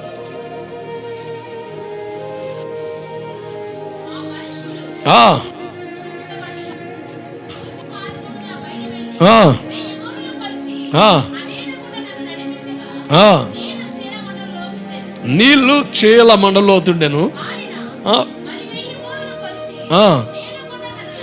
ఈ నీళ్లు, ఈ ప్రవాహం మందిరములో నుండి వస్తున్నాయి, మందిర ఆవరణ నుండి వస్తున్నాయి, చీల మండలం దాకా వచ్చినాయా? చదవాలి. మోకాల్లోకి వచ్చినాయి. ఇంకా 1000 మూరలో కొలిచి నన్ను నడిపించగా మొలలోకి వచ్చాయి. 1000 మూరలు కలవగా మిక్కిలి లోతాయి. నేను దాటలేనంత నది కనబడాను. ఈతలో తేలి మునిగే అంత అనుభవంలోనికి నేను నడిపించబడ్డానని చెబుతున్నాడు. జాగ్రత్తనండి పిల్లారా. అంటే వాక్యంలో మనకి చెప్పే విషయం ఏంటంటే, మన భక్తి జీవితంలో రోజు రోజుకి అభివృద్ధిలోనికి రావాలి, రోజు రోజుకి బలపడాలి. ఎక్కడేసిన గొంగలు అక్కడే ఉన్నట్టుగా ఉండకూడదు. ఉలుకు పలుకు లేదు, ఊరుకు దూరం చూడొద్దు. దేవుని సన్నిధిలో నువ్వు కదల్చబడాలి, కదిలించబడాలి, నువ్వు కదలాలి, స్పందించాలి, అప్పగించుకోవాలి. ఈ కదలికలు రావాలి. దేవుడు 1000 మూరలో కొలిసి నడమంటే ఉలుకుప్పలు అక్కడే ఉంటే అమ్మో చాలా మండలం దాకా వచ్చినాయి, చలిపడుతుంది, అబ్బో ఇప్పటికే సరిపోయిందిలే, ఇంతసార్లే. కొంతమంది ఫీలింగ్ అబ్బో ఆదివారం వెళ్తే సరిపోయిందిలే, ఆదివారం పైగా సరిపోయింది, లేకపోతే 12 రోజులేగా సరిపోయిందిలే. నేనంట ఒకరోజే తిను, ఒక పూటే తిను. అమ్మ ఎట్టండి, పని చేసుకోవాలండి, కష్టజీవులండి, రెక్కలాడితేనే కానీ డొక్కలో డోలు కొట్టమండి అని భలే చెబుతున్న బాగానే ఉంది. మరి ఆధ్యాత్మిక స్పృహ వద్దా? ఆధ్యాత్మికంగా ఆలోచన నీకు రావట్లేదా? మనసు నిలుపు లేకపోతున్నావేంది? చేసే భక్తి అనుభవంలో దైవికమైన స్పృహ నీకుందా? దైవికమైన ఆలోచన నీకుందా? దైవికమైన కట్టడ, నియమం, క్రమం, ఆలోచన నీలో కలుగుతుందా లేదా? సంవత్సరాలు గడుస్తున్నాయి. సముద్రంలో అడుగు బాగానే కొన్ని బండలు ఉంటాయి, కొన్ని వేల సంవత్సరాల వరకు అవి పాసుబట్టి అసలు వాటి రూపాలు మారిపోయి బండలా ఉండిపోతాయి. ఆ ఒక్క బండను బయటికి లాగి బద్దలు కొట్టు నీళ్ళు ఉంటాయా? ఉండవు. కారణం ఏంటి? బండ. అందుకనే నీ హృదయం బండలాగా ఉండకూడదు, నీటి కొండలాగా ఉండాలి. ఆమేన్, హల్లెలూయా. బండలాగా ఉండకూడదు. ఎలా ఉండాలా? నీటి కొండలాగా ఉండాలా. నీ హృదయం ముయ్యబడకూడదు, తెరబడిన పాత్రలాగా ఉండాలా, నింపబడతావు. ఈరోజు చాలా మందికి ఆ స్పృహ లేదండి, ఆ గమనం లేదు. ఏదో చర్చికి వెళ్ళాం సరిపోయింది, అదొక వాడుక, లేకపోతే ఏదో కొంతమంది కాలక్షేపం అని, కొంతమంది వెళ్ళకపోతే బాగుంటలేదండి, ఆదివారం చర్చికి వెళ్ళకపోతే అదోలా ఉంటుందండి, మంచిదే. కానీ అదే భక్తి అనుకుని అలా ఉండిపోవద్దు. కాస్త కదులు, కాస్త ముందలకు రా, కాస్త ముందలు జరుగు, లోబడు, అంగీకరించు, ఒప్పుకో, దేవుని మాట చేత కదిలించబడు. నువ్వు ఏ స్థాయికి వెళ్తావంటే ఈతల్లో మునిగి తేలి అనుభవానికి వెళ్ళిపోతావు. దేవుడికి స్తోత్రం కలుగునగాక. హల్లెలూయా. జాగ్రత్త పిల్లారా. ఒక సముద్రంలో ఒక చెట్టు కొట్టుకొని పోతుందట. ఆ కొట్టుకుపోయి ఆ చెట్టు అట 12 నెలలు 12 కాపులు ఇస్తుందట. దేవుడికి స్తోత్రం కలుగునగాక. ప్రకటనలో అంటాడు, కొట్టుకుపోయి ఆ చెట్టు 12 నెలలు 12 కాపులు ఇస్తుంది. ప్రవాహంలో కొట్టుకుపోయే చెట్టట, ప్రవాహంలో నిలిచే చెట్టట 12 నెలలు 12 కాపులు ఇస్తుందట. దాని ఆకులు ఔషధం అట. ఇంకో చెట్టు కనబడుతుంది మనకి కీర్తనలో 1వ అధ్యాయం. ఏమని? దుష్టుల ఆలోచన చొప్పున నడవక, పాపుల మార్గం నిలవక, అపహాసకులు కూర్చుండక, యెహోవా ధర్మశాస్త్రమందు ఆనందిస్తూ దాన్ని ధ్యానించువాడు ధన్యుడు. అతడు నీటి కాలువల వారం నాటబడినదై ఆకు వాడక తన కాలమందు, ఏ కాలమట? తన కాలమందు ఫలమిచ్చు చెట్టు వలె ఉండును. అతడు చేయనదంతయు అది తన కాలమందు. ఇప్పుడు పరమగీతల కనికి ఏమంటుంది? నా ప్రియుడు ఉద్యానవనకు చేర్చున్నాడు, తనకు ఇష్టమైన ఫలములు భుజించునుగాక. ఆమేన్. అయ్యా, నువ్వు ఏది కడితే అది నేను ఇవ్వలేను, కానీ నా కాడ ఉంది ఎత్తనడు కుదరదు. తనకు ఇష్టమైన ఫలములు భుజించునుగాక. 12 నెలలు 12 కాపులు 12 రకాల కాయలు భుజించాలంతే.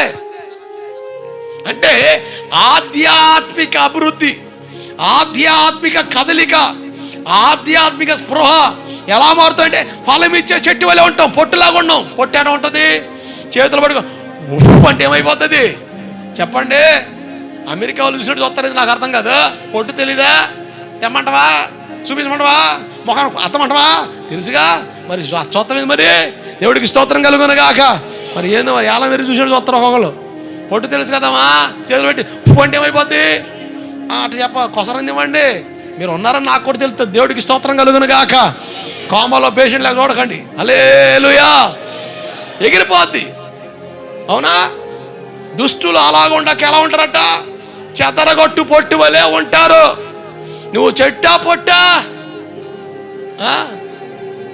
చెట్టా పొట్టు ఎలా ఉండాలి? పొట్టులా ఉంటే ఎగిరిపోద్ది. తూర్పు పోసినప్పుడు కొన్ని తప్ప తాళ గింజలు ఏమవుతాయి? గాలికి ఎగురుతా ఉంటాయి. ఆ గాలికి ఎరిగి ఆ తప్ప తాళ గింజలు ఏమనుకుంటాయి? అదే ఆత్మ నడిపింపు, అదే అభిషేకం, అదే మంట, అదే తీవ్రత. ఓహో, నేను కూడా గాలిలో వాడబడుతున్నాను, నేను కూడా బాగానే తేలుతా ఉన్నాను, అబ్బా అబ్బా అబ్బా అబ్బా అబ్బా అబ్బో అబ్బో అబ్బో అని పడతాయి, నిప్పుల్లో చేర్చబడతాయి. కానీ గట్టి గింజ, ప్రయోజనకరమైన గింజ, మన కడుపుకు ఉపయోగపడే గింజ యజమాని పాదాల చెంత పడతాయి. దేవుడికి స్తోత్రం కలుగునుగాక. బుద్ధిగా, మర్యాదగా, ఒబ్బిడిగా ఎడబడతాయమ్మా యజమానుడి పాదాల చెంత. బుద్ధిగా, మర్యాదగా, ఒబ్బిడిగా ఎడబడతాయి. అది ఆయన పాదాల చెంత పడతాయి. అంతేనండి. పొట్టులా ఉండదు, చెట్టులా ఉండు. మళ్ళీ ఆ చెట్టుకే ఉండాలి, కాపు ఉండాలి, ఫలం ఉండాలి, ఫలించాలి. నువ్వు ఆయన తోటమాలి. నేను అంటాను, ఒకవేళ మీలో ఎవరన్నా ఫలించాలి ఉండి దేవుడు చూసి చూసి ఇక చాలు అన్నాడు అనుకోండి, ఇంకంతే. ఇక ఎన్ని జిరాక్సుల టైపులో ఎక్స్రేలు తీయించుకున్నా కూడా రోగం చెక్కదో, ఏమైపోతావు, ఏమొచ్చిందో తెలియక అడ్డం పడి కళ్ళం వైపు, మనుషులు చేసే కళ్ళం ఉంది కదా సమాధులతోటి, ఆ తొట్టికి వెళ్ళిపోతావు. కాపు కాయాలి. అందుకనే దైవజనుడు దేవుడు పెట్టి ప్రతి వారం, ప్రతి నెల, ప్రతిరోజు ఏదో ఒక మాట చేత దేవుడితో మాట్లాడుతూ ఉన్నాడు. చెట్టుగా మారాలి, పొట్టులాగా ఉండకూడదు.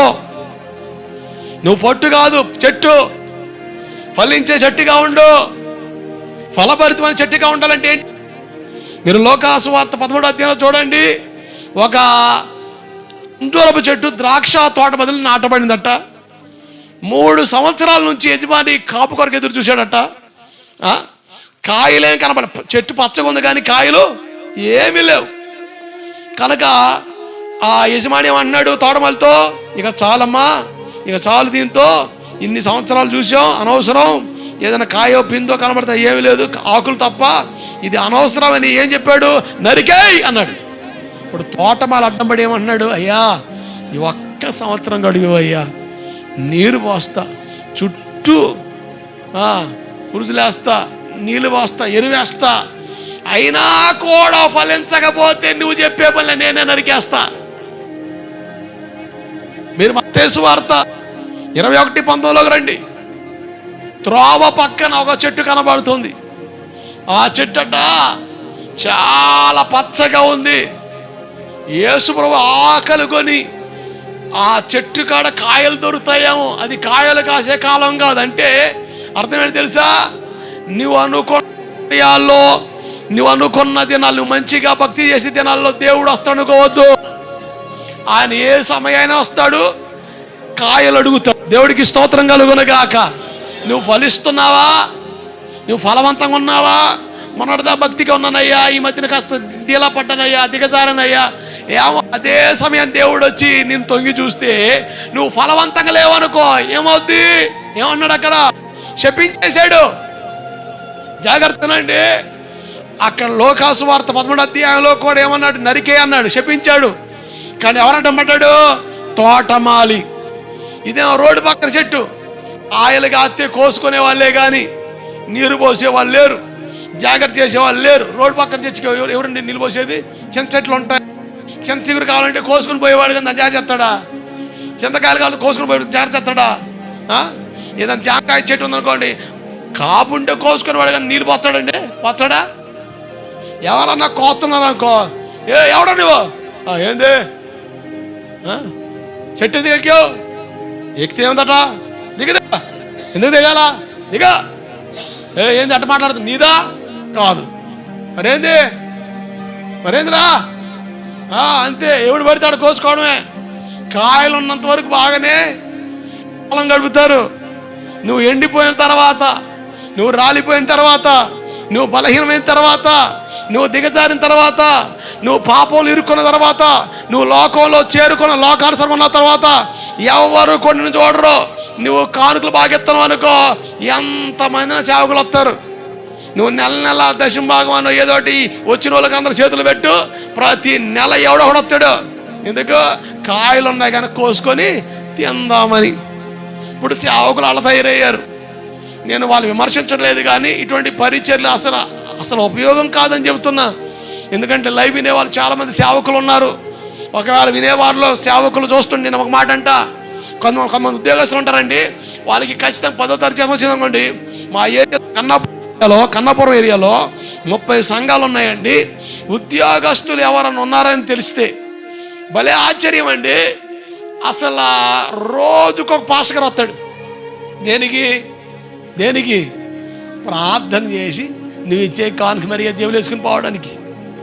ఒకళ్ళు అంటారు, ఒక పాస్టర్ గారు ఒక ఇంటికి వెళ్ళాడట. ఆయన అటు తిరిగేవాడు కాదు, సడన్గా ఆ ఏరియాలతో పిలిచారు. వాళ్ళు పిలిస్తే ప్రార్థన చేశాడు. ఆ ఇంట్లో మనిషి అంటదా, అయ్యగారు ఇవ్వడానికి కానుక లేదు అయ్యగారు, మేము ఉద్యోగం చేసేవాళ్ళమే, కానీ లోకల్ పాస్టర్ గారు రోజుకొకరు వస్తారండి ప్రార్థన చేయడానికి. వచ్చిన వాళ్ళకి 200, 300, 500 ఏంటి దశంభాగం మొత్తం పంచిపెట్టేస్తామండి.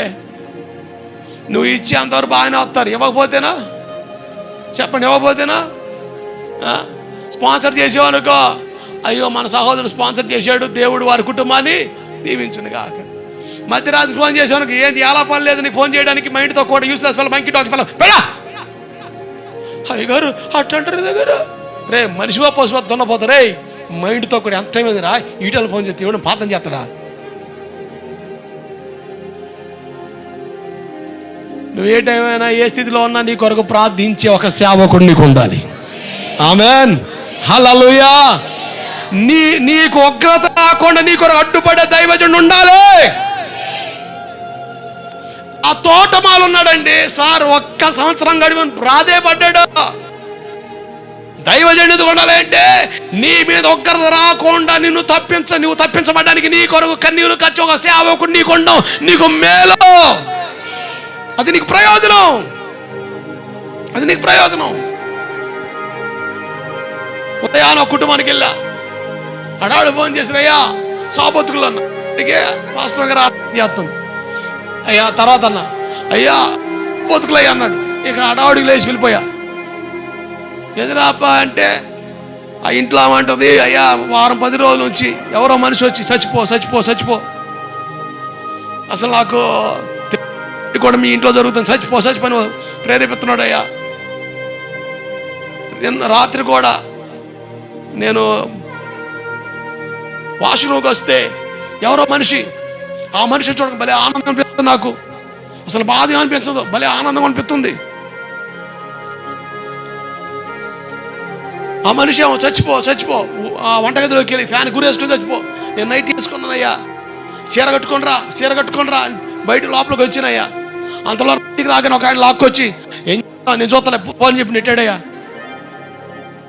ఆ ఇంట్లో ఆయన అంటే నాకు కూడా అదేనయ్యా, ఏవో సమాధుల కాడ కనబడినప్పుడల్లా ఎవరు నాకేదో చేస్తున్నాడుగా ఆ ప్రేరణగా. నేను అతనికి ఒక 4-5 నెలల క్రితం చెప్పా, సహవాసంలో ప్రతి శుక్రవారం ఉపవాస ప్రార్థన జరుగుతుంది, ప్రతి శుక్రవారం ఉపవాస ప్రార్థన జరుగుతుంది. మీ కుటుంబంలో చీకటి ప్రభావం కలగకుండా ఉపవాస ప్రార్థనకి రమ్మని నెత్తి నోరుకొడుకు చెప్పా. మానుకొని తిరుగుతున్నారు. ఇప్పుడు ఏ పరిస్థితికి వచ్చారయ్యా అంటే ఇక అలా వదిలేస్తే ఇంకేం లేదు. ఆ ప్రారణలకి వాళ్ళు అప్పగించబడితే ఇక ఈ సంవత్సరం గడిచే లోపే మనుషులు మాయమైపోయే పరిస్థితులు. నీ కొరకు ప్రార్థించే సేవకుడు ఉండాలి. దేవుడికి స్తోత్రం కలుగునుగాక. నేను నీకు సమీపంగా లేకపోయినా నా ప్రార్థన గదిలో నువ్వు ఉన్నావు, దేవుడికి స్తోత్రం. నా కన్నీటి ప్రార్థనలో నువ్వు ఉన్నావు, హల్లెలూయా. ఎందుకంటే నీ కొరకు లెక్క చెప్పవలసిన బాధ్యత నాకుంది. I have the responsibility. ఎంత అద్భుతమైన క్రమం దేవుడు పెట్టాడండి. ఈరోజు మనుషులకి అది అర్థం కావట్లే. అందుకనే ఏదో ఒక చూడండి, తోట నాటితే మొలుతుందా, వారానికి వచ్చి ఒక చోట నాటుతారండి. వారానికి ఇప్పుడు సిటీలో అట్టగా జరుగుతుంది. ఎందుకంటే సరైన వాక్యం లేక, సరైన క్రమం, పునాదులు పాడైపోయినాయి. ఉద్యోగ నిమిత్తం సిటీలకు వస్తారా, వాళ్ళ ఇష్టం. పాస్ట్ గారిని ఎత్తి ఆ చర్చికి వెళ్తాం, నచ్చపోతే ఇంకో చర్చికి వెళ్తాం, అక్కడ విధానం బాగుంటే వెళ్తాం, లేదంటే వెళ్ళాం. ఇట్లా అయిపోయారు అండి. నిక్రమం లేదండి. వారం ఒక చర్చి అండి. ఈరోజు టాప్ 10 స్పీకర్ సంఘాలు ప్రతి ఆదివారం కొత్తగా వచ్చి లేచి ఎంతమంది ఎక్కుతారో, 700 మంది లేకపోతే వాళ్ళు ఆ వారం వాళ్ళు రారు, ఇంకో చర్చికి వెళ్తారు వాళ్ళు. అక్కడ ఆయన అడుగుతాడు, కొత్తగా వచ్చి అక్కడ ఎక్కుతారు వీళ్ళు. ఇప్పుడు వీడు తప్పదే మన అడగని పెడుతురా, ఇప్పుడు వస్తామండి వస్తున్నాడు బాగా జరుగుతుంది కదంటే జనం బాగా వస్తున్నాడు చూసిపోదామని వచ్చాడండి వీడు. ఏది చూసిపోవడానికి వచ్చాడు జనాల్ని అంటాడు. ఎస్కే అయితే కూడా రాలని ఎస్కే మర్యాదగా మూతిపాలు రాళ్ళ బిగుతారు జనాలు. ఎస్కే ఎత్తావా? వాళ్ళు ఎవరో చెప్పారు ఎస్కే ఎత్తి కూడా రాలేదండి. మళ్ళీ విచిత్రంగా అంటారండి ఎస్కే ఎత్తి కూడా రాడరా కోటాలో రా ఎస్కే చూద్దాం పక్కన వాళ్ళు తంతారు నిన్ను పిచ్చుకోకని కొట్టినట్టు అట్లా తయారైపోయారండి. స్థిరత్వం లేదు. నా బాధది. స్థిరంగా ఒక చోట లోతుగా నాటబడు, ఆయన చేతుల కింద అణిగి మణిగుండు. ఆయన వాక్యం చెబుతుంది 1 పేతురు 5:6 ఆయన బలిష్టమైన రెక్కల క్రింద మనం ఉంటేనట తగిన కాలమందు దేవుడు మనల్ని హెచ్చిస్తాడు. కొడుగడిగా హల్లెలూయా. దీవెనకరంగా మారుతావు. పునాదులు పాడైపోయినాయండి, పునాదులు పాడైపోయినాయి. నేను అందుకనే పక్క సంఘానికి వెళ్ళి అస్సలు డిస్టర్బ్ చేయను. ఒకవేళ వాళ్ళ గాడి తప్పి పూర్తిగా ఏ సంఘం టచ్ కాకుండా గాల్లో యాలాడుతూ ఉంటే ఏదైనా బాధ్యత తీసుకోవడానికి ఇష్టపడతానేమో కానీ అలా తీసుకున్న నా కాడికి రమ్మని బొట్టు పెట్టి నొక్కి ఒక్కని చెప్పే మ్యాటర్ లేదు ఇక్కడ. ఏమండి అహరోను మోషేను చూడగానే అహరోన్లో ఏం కలిగింది? ఆనందం. దేవుడికి స్తోత్రం కలుగునగాక. నీ కొరకు ఏర్పాటు చేసిన సేవకు నువ్వు చూడగానే నీ హృదయంలో ఏమవుతుంది? సంతోషం వస్తుంది. అంటే అర్థం ఏంటి? నీ కొరకు నిలిచిపోరాడు. దేవుడికి స్తోత్రం కలుగునగాక. హల్లెలూయా. నేను వాక్యముఖంతో మాట్లాడుతా. ఈరోజు పునాదులు పాడైపోయినాయండి. చాలా విచారకరం. బయటికి భక్తిగారం పడుతున్నామండి, లోపల దేవుని శక్తిని ఆశ్రయించని ప్రజలు. ఈ మధ్య కాలంలో ఒక చర్చిలో ఒక విషయం బయటపడింది. పాస్టర్ గారికి కాస్త అనుకూలంగా ఉండే ఒక కుటుంబీకులు ఆ కుటుంబంలో ఒక అమ్మాయిని ఎవరో ప్రేమించారట. మన లోకల్ చిలకలూరుపేట నరసరాపేట సరౌండ్లో జరిగిన వ్యవహారమే, ఈగిరిలో జరిగింది. వాళ్ళు ప్రీ ప్లాన్ మర్డర్ చేశారండి. ఎంక్వైరీలో పోతే పనులు వాళ్ళు అడిగి చర్చికి వెళ్తారు. ఎవరితో? పాస్టర్ కూడా ఎంక్వైరీ చేసే పరిస్థితికి వచ్చింది. అంటే వేరుందండి. మొక్క లోతుగా నాటబడి ఏముండాలి? దానికి ఏముండాలండి? వేరు ఉండాలి. వేరు లేదండి. వేరుబాటు జీవితం లేదని అర్థం అక్కడ. దేవుడికి స్తోత్రం కలుగునగాక. వేరంటే ఏం చెప్పండి? వేరుబాటు జీవితం ఉందా? ప్రార్థనే లోకమే, ప్రార్థనే పాపమే, తాగితే ప్రార్థనే. అంటే రెండింటిని బ్యాలెన్స్ చేస్తావు. నువ్వు చాలా తెలివిగలదానికి తెలివిగలవాడివి. సూపరా. నీ తెలివిదానికి మైండ్ పోతా ఆయనకి, ఎవడికి? పెద్ద ఆయనకి. దేవుడికి స్తోత్రం కలుగునగాక. అసలు మామూలుగా తలకాయ వేసిన ఆలస్యం మొత్తం నీ కడతాగలడ్డాయి. అంత కావాలంటే దేవుడికి ప్రసంగం చేస్తావు నువ్వు. అది కాదు దేశయ్యా, ఇది కాదు దేశయ్య, ఆయనకి ప్రసంగం చేస్తావు నువ్వు సామాన్యమా? నువ్వు అంత ప్రసంగం జట్టగా బలపరుచుకున్నావు నువ్వు. ఏందండి ఇది? నాకు అర్థం కాదు. స్పృహలోకి వద్దామా? గమనంలోకి వద్దామా? లోతుగా త్రవ్వాడు. ఎందుకు? మహిమ దిగాలి. ఆమేన్. నా ప్రయాస కూడా లోతుగా తవ్వడానికి కారణం ఏంటంటే లోతులోకి, ఎందుకంటే మహిమ దిగాలి, దిగిన మహిమ నిలవాలి, నిలిచిన మహిమ నింపాలి. ఆమేన్. హల్లెలూయా. అలా నింపబడినప్పుడు అద్భుతాలు జరుగుతాయి, దేవుని కార్యాలు జరుగుతాయి, దేవుని మహిమ. కేకలు వేస్తారు జనాలు. ఏంటి తెలుసా? యెహోవాయే దేవుడు. ఒకవేళ ఈ పరిచర్య ఈ మందిరం మీద దేవుని మహిమ దిగి వచ్చింది అనుకోండి, నిండుగా మెండుగా దేవుని మహిమ దిగి నింపుతా ఉందనుకోండి, అసలు మార్పు చెందని మనుషులు, కిరాతకులు, దుర్మార్గులు, దుష్టులు, ద్రోహులు, హంతకులు, నరహంతకులు, దొంగలు కేకలేస్తారు యెహోవాయే దేవుడు. గట్టిగా చప్పలు కొడుతూ హల్లెలూయా. యెహోవాయే దేవుడిని కేకలు పెడతాయి. కర్మేలు పర్వత అనుభవంలోకి వచ్చేస్తాం మనం. ఆ ప్రత్యక్షత, ఆ ప్రకటన రావాలని. హృదయం బాగైందా? పునాదిలోకి వచ్చావా? లోతుగా త్రవబడుతున్నావా? లోతైన అనుభవంలోకి వస్తున్నావా? ఇంకా పైన తెలుతా ఉపయోగం ఉండదు. లోతులోనికి వద్దాం. దేవుని ఆశీర్వాదాలు కనుగొందాం. దేవుడు మనల్ని దీవించును గాక.